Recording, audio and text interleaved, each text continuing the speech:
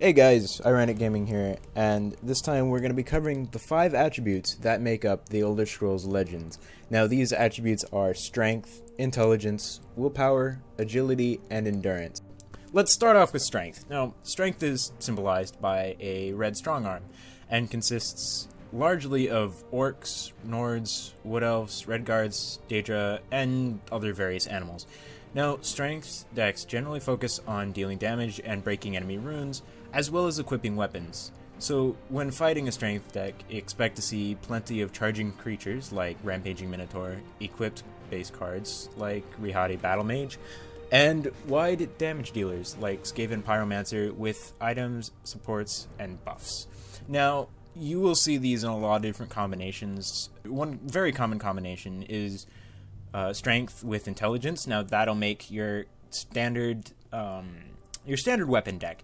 And I would argue, in fact, that Strength and Endurance can make quite a nice weapon deck as well, although that's typically reserved for Orcs and Breakthrough decks, although I don't think there has been really a good Breakthrough deck list yet. Not that I've seen anyway.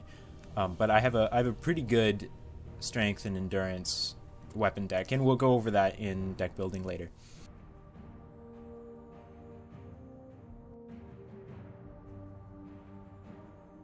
Alright, so the second attribute that we are covering today is Intelligence. Now, Intelligence is represented by an open book on a blue background. It consists of Redguards, Dark Elves, High Elves, Bretons, and other various creatures. Now, decks with Intelligence as one of their attributes are usually based on some combination of actions, equipment, shackle, last gasp effects, or wards. If you're matched against an Intelligence deck, you will likely see warded creatures like Breton Conjurer and Daggerfall Mage, which can quickly spiral out of control if continually warded.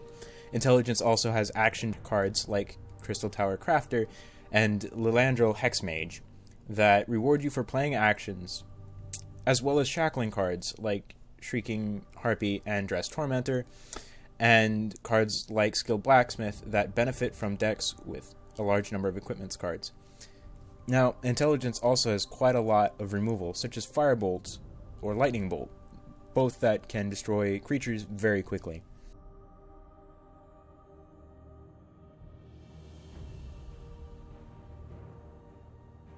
Alright, so our third attribute is Willpower. Now, Willpower is symbolized by a black lion head on a yellow background. These are all your yellow cards. Now, Willpower consists of Imperials, High Elves, Nords, Khajiits, Daedra, and other such cards. Decks featuring Willpower will usually include either high card spam or token cards, pilfer cards, rune-breaking Nords, or life gain cards. Now, expect to see plenty of actions such as Scouting Patrol, as well as draining cards like Arden Paladin. Pilfer cards like Descendant of Alkosh and rune-breaking Nords like Half-Figure Marauder and Morthal Executioner will play a heavy role in many Willpower decks.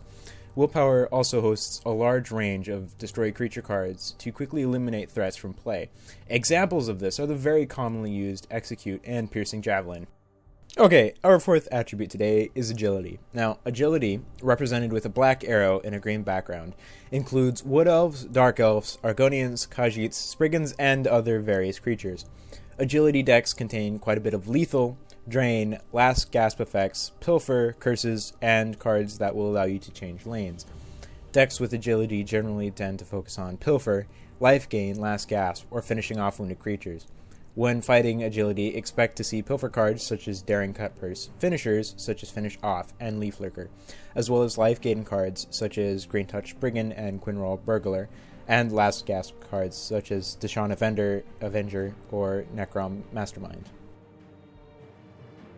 Our fifth and final attribute for today is Endurance. Now, Endurance is symbolized with a black anvil on a purple background and consists of Imperials, Bretons, Orcs, Argonians, a lot of undead, and other various creatures. Endurance decks include both healing and silence cards, as well as lethals, regenerate cards, wards, card spam, and plenty of guards. Decks which focus primarily on wards generally tend to combine Intelligence and Endurance, while Endurance can also function as part of a token or card spam deck or magic ramp when paired with Willpower and Agility respectively. Strength and Endurance also tend to make up the majority of Orc decks. While fighting endurance, expect to see lethals like Deadly Draugr, wards such as Iliac Sorcerer, silence cards such as Suppress and Shadowfen Priest, as well as Magicka Ramp and card spam such as Treeminder and Black Marsh Warden. Finally, we are going to be covering the cards that can be used with any attribute combination, and are not limited to one color. These are my personal favorite.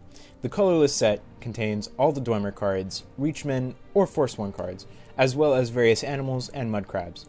These cards can be used with any deck and generally function to fill holes in decks as needed. Common colorless cards includes Vicious Drew for anti-support, Dwarven Spear as an extra targeted chapel, Halls of Dwemer to boost Dwemer cards, and Odavig to provide a glorious, fiery, late-game board clear. It is also important to remember that each of these 5 colors combine to make 10 unique classes. These classes all have their own unique dual-colored cards. Now, we will get more into that when we go into deck building, but for now, I will leave you with that. I hope you enjoyed, I hope you learned something, and if you liked the video, hit that like button. If you want to see more, please subscribe, and for now, have a good day. Spare us your stories, old man. Unless they can sharpen spears. Our war chief is dying. We should go, Kellen. We have the scroll we came for. Patience now. The Elder Scrolls show us what was, and what yet will be. They have revealed much to me.